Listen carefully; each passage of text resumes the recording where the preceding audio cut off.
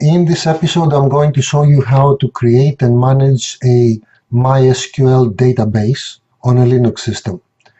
I am using a Raspberry Pi here, but it should be the same no matter which Linux system you have installed MySQL.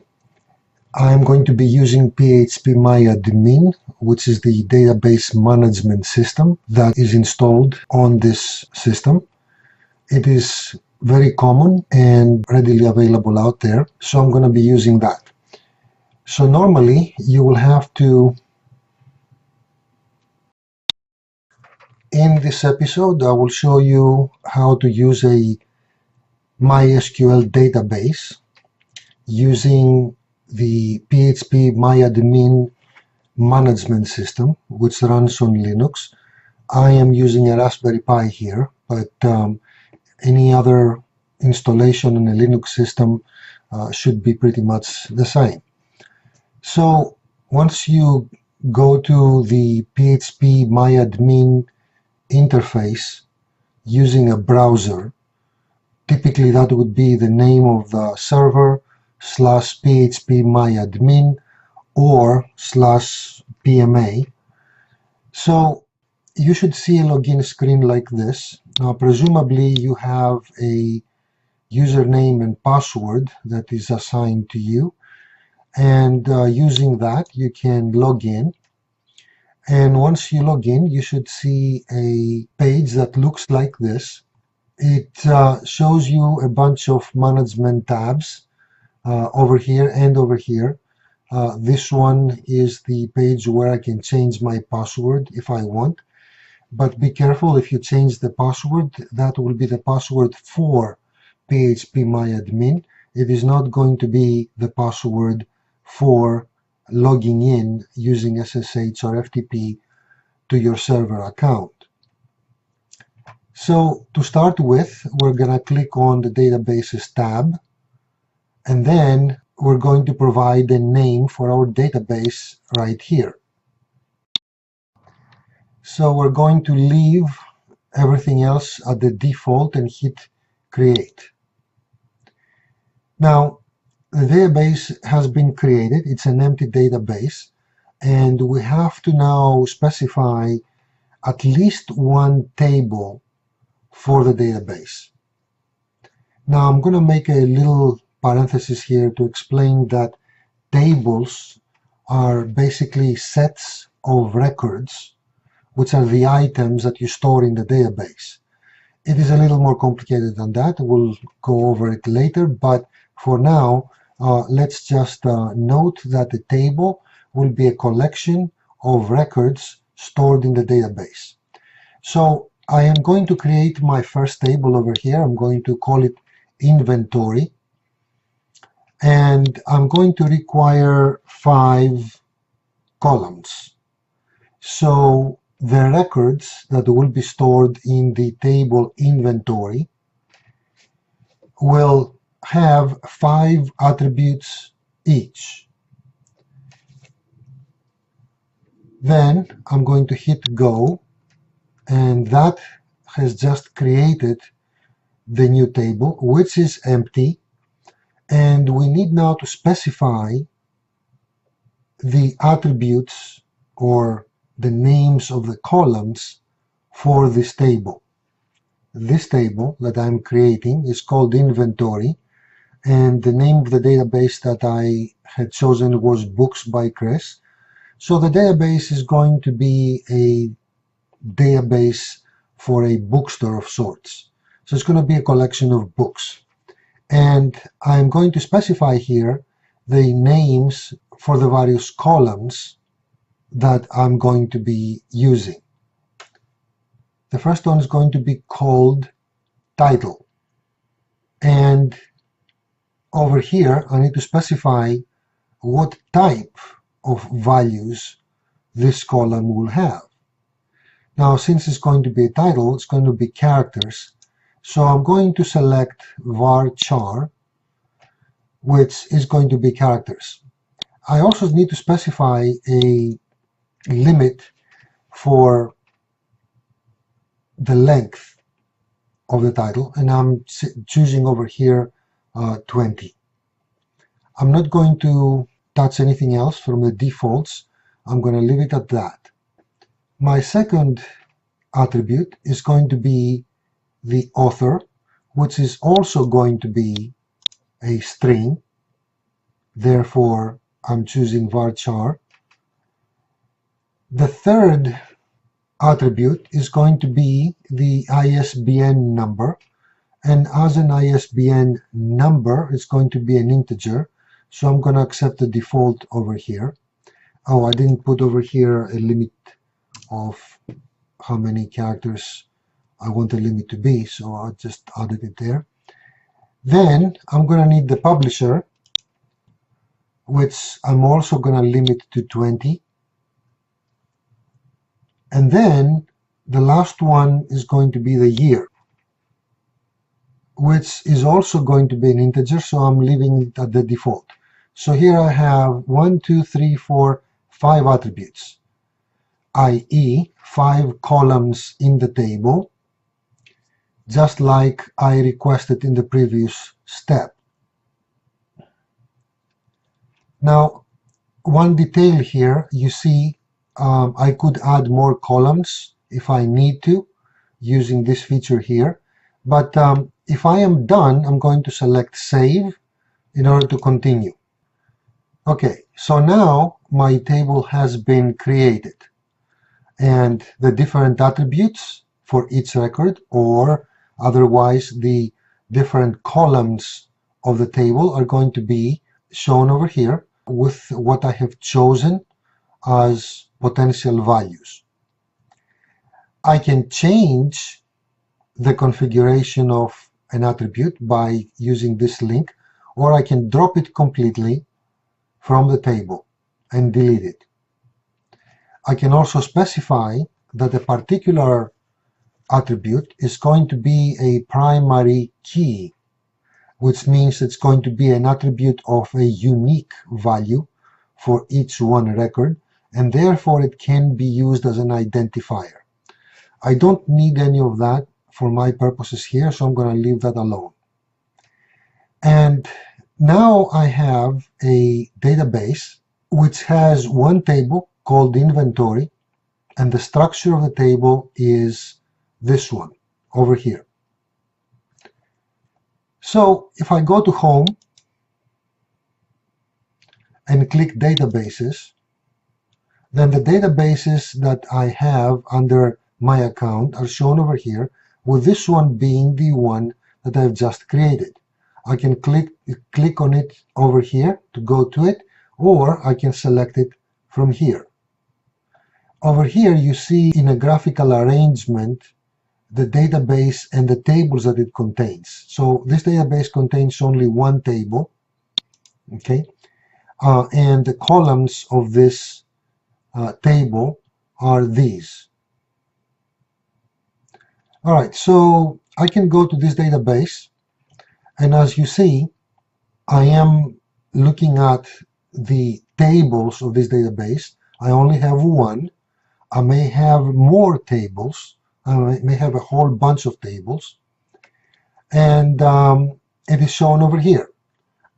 Now, let me make one parenthesis here. I can have a whole bunch of tables.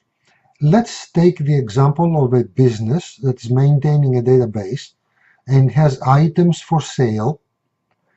It also has suppliers for the items, and it has customers who are buying these items. So one table might be the items that are for sale. Description, price, number in the inventory, and whatever else pertains to inventory items. Now another table may relate the items to suppliers.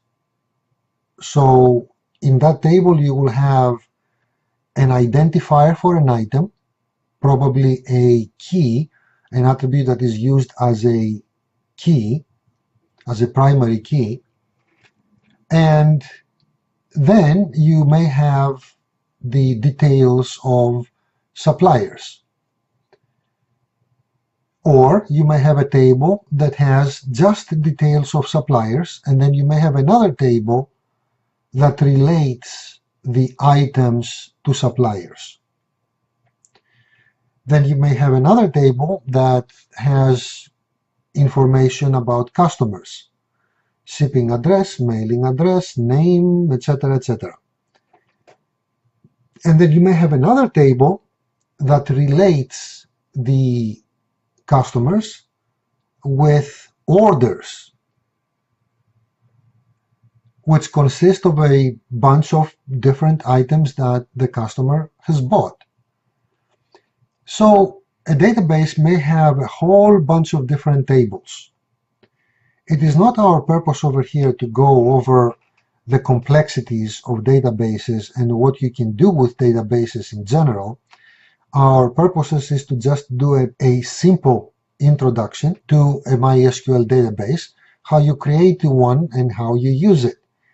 In a database course, you might learn about how you deal with the complexities of a database and how you map your problem onto different tables of the database, assuming, of course, you're using a MySQL database or, in general, an SQL database, such as Microsoft database or Oracle or any other that is, in fact, a relational database that is based on SQL.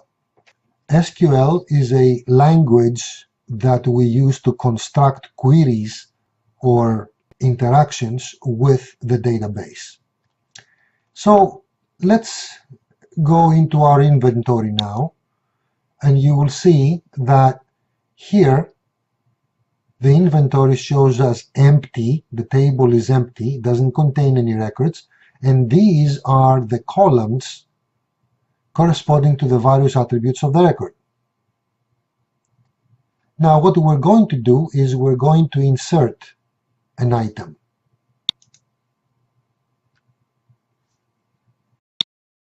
So I am given here a panel for adding 2 items at a time into the database. So I'm going to go over here and add a book record.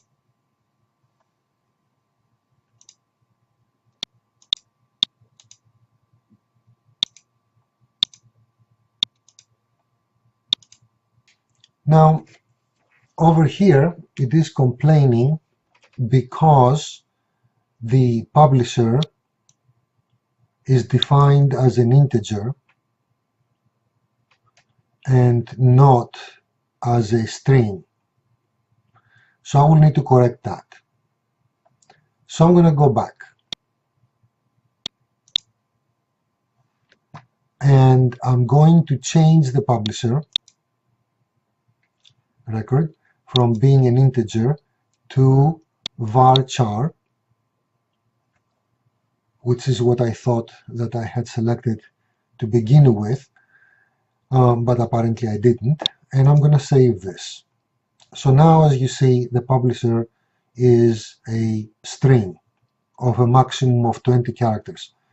I am also going to go ahead and define the ISBN as the primary key because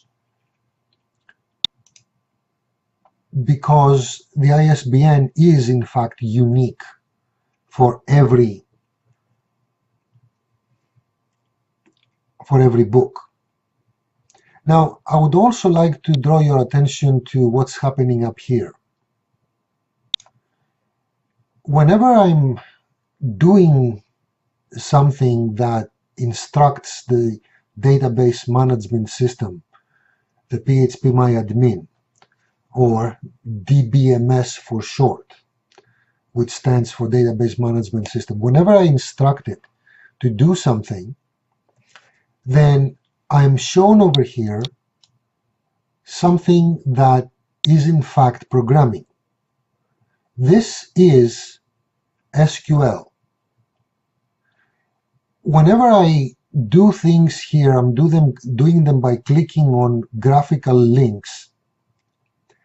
But if I wanted to do these from within a program or from the server command line, then I could do the exact same things I'm doing over here by entering commands that look like this. All right, let's go back to the insert and go and insert the items again.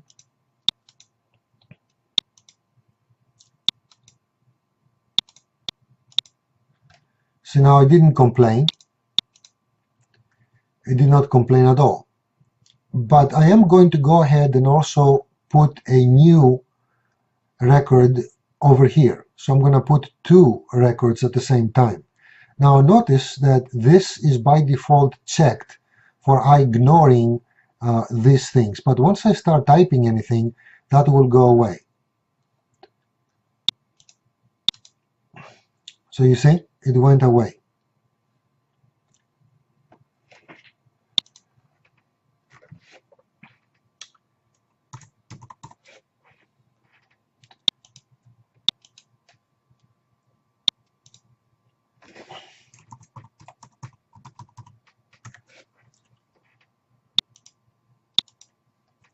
Now I'm going to select Go,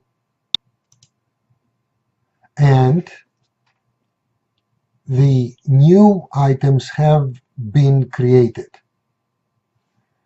Notice again how over here I am shown the SQL code that would have accomplished the exact same job from within a program or from command line. So if you are ever confused about what you really should be typing into a program, you can go and do a mock test using this graphical interface and then observe what it is showing you as the code used. So this one indicates an insert into the inventory table for attributes title, author, ISBN, publisher, and year, where the values are book 1, Chris 1234, publisher 1, and 2020, and then book 2, etc., is the other one. So each book is shown as a list, a comma-separated list of items, shown over here within parentheses and comma-separated. So this is one, and this is the other one, and the two records are separated by a comma themselves. All right, so again, if you get confused, you can always do a mock over here and then see exactly what is the SQL code that would do this. Now let's go to Browse, and as you see, now in my inventory table I have two records. I have this one and I have this one, which I can edit if I want, copy, delete, and so on. And again, I am shown over here the SQL code that would do the job. In this case, I wanted to browse, and so the code would be select everything. This star stands for everything from inventory. Let me make this a little bigger so you can see what's going on. Okay, select star. The star is a wild card. It means everything from the table inventory. And that is what yields all of the records of the inventory, which are these. So I have now created a database and I have entered a couple of records in the database. So what do we do next? Well, next, and normally what you want to do is search your database. So if I click on search, I can say that I want things that are written by Chris. Okay, I want the records that are written by Chris.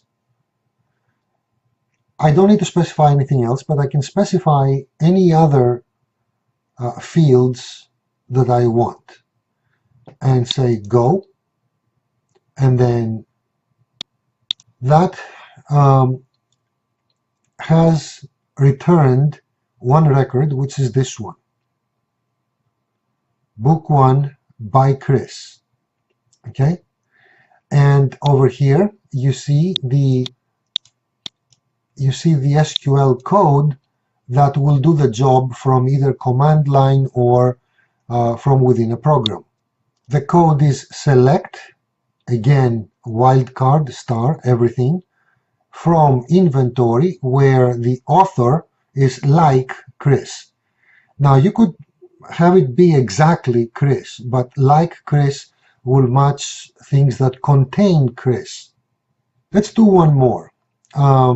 Let's search for books in the year 2020. Okay, and then I hit go, and here we go. We have now two records, two books that match the year 2020. Let's do one more, a little different this time. And let me make this one a little smaller so I have more view over here. All right, so this time I'm going to look again for books that were published in the year 2020. But now the author, I want an author that contains the letters CR in that sequence and followed by any number of other characters. This is a regular expression. Actually, the whole thing is a regular expression. And it specifies a character C followed by a character R, and then dot matches any character, and the star applied to the dot matches all repetitions, all possible repetitions of characters, as big or as small as you want, and possibly even empty. So this one means that I want an author name that contains CR followed by any characters, or none, or no characters, because the dot star could be empty too. But now, instead of like, I'm going to have to select regular expression, this one. So the author is going to match this as a regular expression. All right, so let's see what's going to happen now. Before, I got two records. Now I am getting just one record, you see? And over here, highlighted with yellow, it is showing what matched. The 2020 matched, and this one matched. And of course, over here, you see the SQL code that would accomplish the same thing from within a program.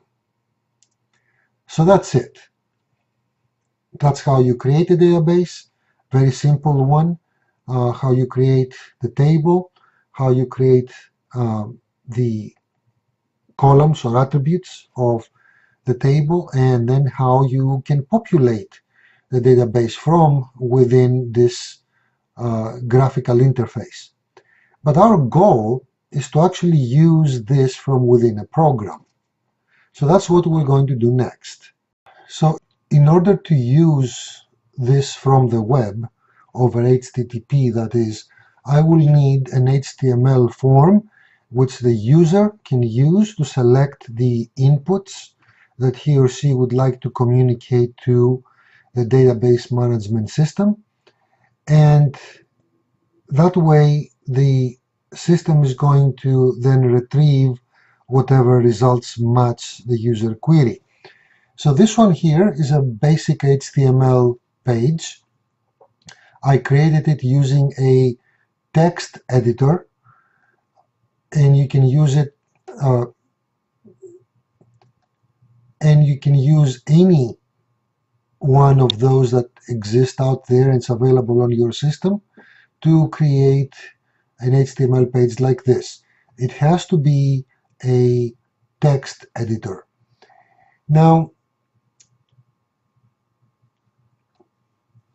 if you're going to code, straight code like I did over here, or you can use any web authoring system to produce a form by dragging and dropping pictures and graphics and what have you, make it look really great. But for our purposes, I just needed a simple form. So I used a text editor, Notepad in this case, to make this.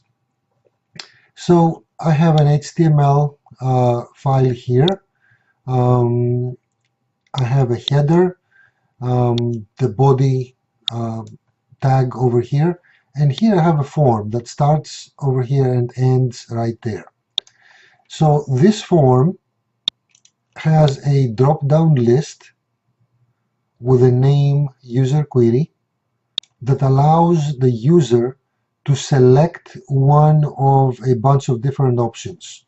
For example, select a star, which will mean everything, or title, author, ISBN, etc. And this form is going to submit to this handler. See, the action part submits to this handler, which is a PHP file. It can be anything you want. It can be Python, Perl, anything that will run on your server. For this particular example, I'm using PHP. And the method is post. We need to remember here that the method is post. It would either be post or it would be get. For this example, I have used post. So this form then will submit to this handler, and let's take a look at what this handler looks like. This is the handler. Obviously, since it's a PHP file, it will be created just like an HTML file. So again, I use the text editor to create this. Now, let's go over this really quickly and see the anatomy of it. This is obviously a comment that reads that the database in our example is called Books by Chris, the one that I created a little earlier. It has one table called inventory, and the fields are these, as you remember me creating them earlier.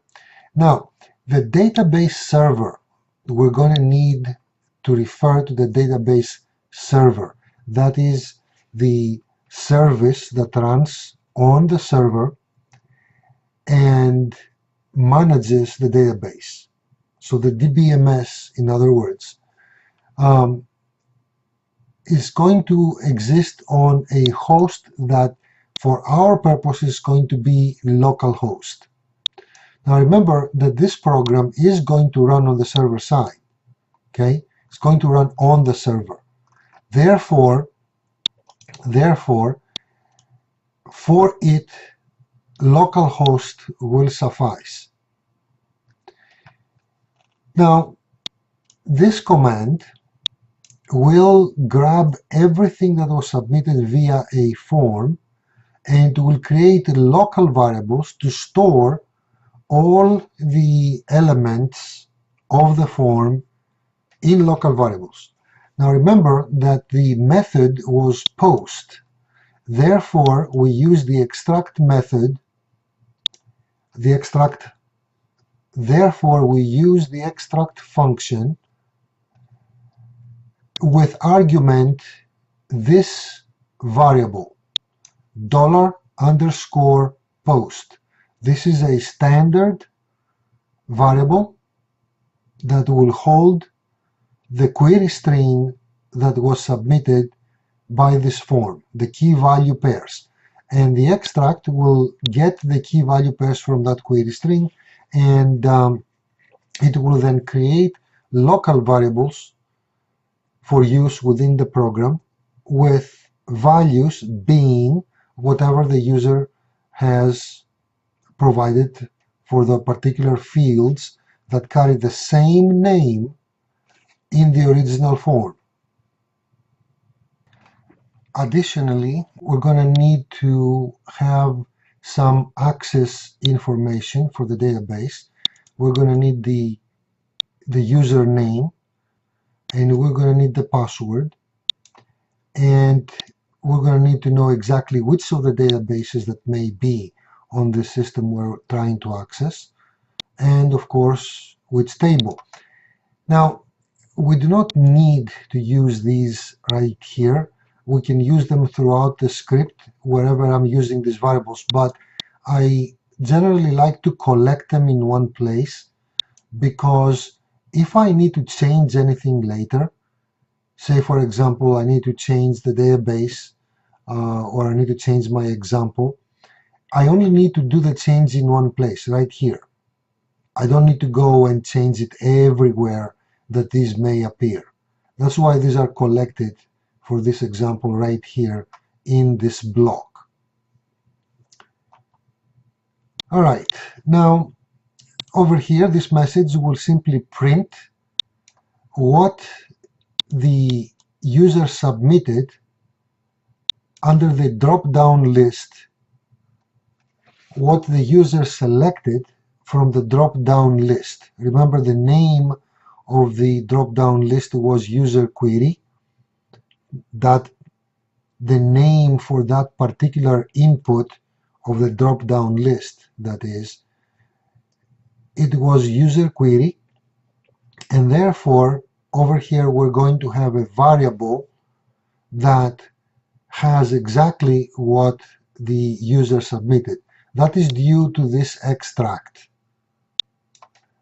That is the one that actually created this variable and populated it with whatever the user had submitted.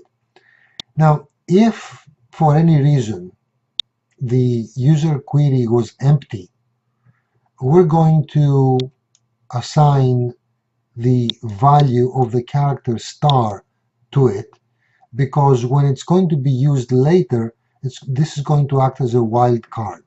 So in other words, if it was empty, then we're going to select just about everything.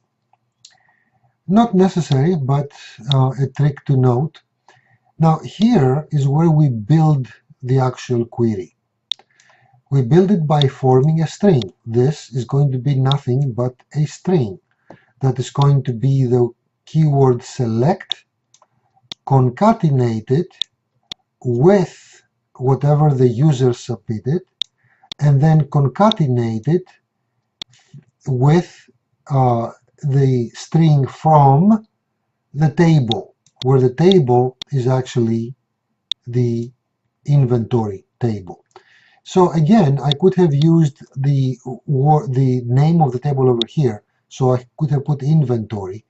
But if I wanted to change this at some point, I don't need to chase it everywhere here, so I put it over here once and for all. So now I have built my query as a string. This string is going to be an SQL statement. So it's going to be executable SQL. Now I'm creating a connection by using the MySQLi method and creating this connection object using classic object-oriented methods, and providing as arguments the following: A, localhost, which is where is the server that's going to serve this, going to run this. B, the DB user. C, the password. And D, the actual database that I'm trying to access. So these are the credentials that are needed to access the database: the name of the database, the who's serving it, and the access keys for it. Now, this is going to actually check that a connection can be made, and if it cannot be made, then I'm going to get an error printed over here and the program will be terminated. But assuming that this is not going to be a problem, then this is going to collect all of the results of executing the query over that connection into this object right here. Now obviously this is going to be an array now, or a hash containing key and value pairs. So now that I have the results, I need to go and print them. This one here is a duplicate. It is not necessary. It doesn't need to be there. So at this point, the database has been accessed and the results have been obtained. So next, we need to display the results.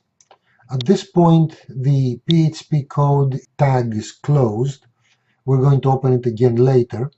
And some HTML is printed. A header is printed over here for the search results. And then a table is started. And then PHP code follows here that will print one row of results for each one result. So you see here, if the result is not empty, then we go into this while loop, and for each one of the results that is fetched as key and value pair, we print the value within a table data. After we print that, we print the row termination tag for the table. And when we go through the loop and we have printed everything, we also close the table. Now you can use echo, or you can use print. Either way, it's the same. Well, there's some slight differences, but you can use either one or the other. It does not really matter. This statement is going to print this message. The results count will be, this is a string, it will be printed as is, and then to that will be concatenated the result as number of rows. Therefore, it will print how many results you got. Otherwise, if there were no results, it was empty, you are going to get this message that there were 0 results. The important thing that you need to do is you need to close your database and release the resource. And then over here we have another last message, end of the demo, and this is the end of the file. So this one appears as an HTML file. It is PHP, so it is residing on the server. When it is accessed, the server will start sending the HTML to the browser as is, and wherever there is PHP code, it will be executed and it will be replaced with its result. So this HTML will be sent as is, and this code here will be replaced with the result. Whatever it is that it produces is what's going to be sent to the browser in its place. So let's see how this works. This is the form. As you see, the form that I showed earlier will print just this. Now, over here, we can select everything, the wildcard, or one of these fields. Let's select the everything for now and submit the query. Now you see now the handler was executed and produced this output. Some of it is the HTML that was produced. So if we view the page source, this is the HTML. So you see, this is what was there in the file already, and this as well. But everything else was produced by the PHP code. Let's see it again.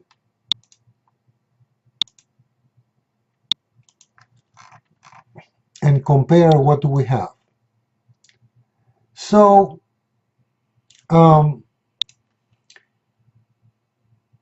this is what was produced that appears over here as well. And then this code was executed. It printed this message right here. User submitted search option, this one. Then the message accessed the database is the next thing that is printed and sent to the browser. That appears right here, and you can see it rendered like this. So user submitted this search option. This is the message that the database was accessed. And then we have the results. Here we have the header printing search results in blue. So this is what is produced right here. And then we have a table opened. That is what you see over here. That's all HTML. And now here is where we have the results produced. So this loop produced the results in a table format like this, and it was rendered like this. And then of course we have the result count. This is it. There were 2 records that we found, and then this message was printed, end of demo, and that is it. Now if I go back and I select authors and send a query, now you see what happened. The user submitted search option author, and the search results is these 2 records, just Chris and Paul. Again, 2 records and end of demo. Now let's take a look at the query again. The query was built up here. As you see, it is calling for a select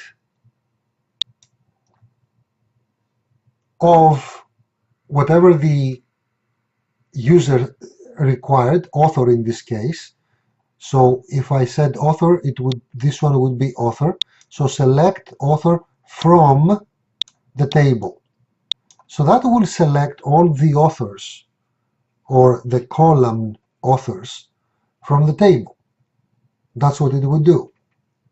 If I wanted all of the columns, then I could specify in this place a wildcard, like a star, in which case everything would be selected. Now, this will produce simply a SQL code, select author from the table.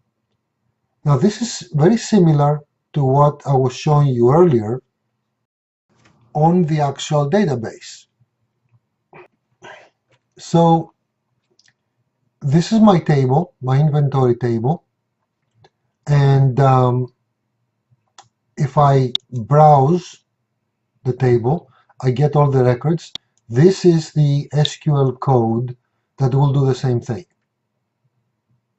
So if I was to execute this, if I was to copy this and go and place it right here,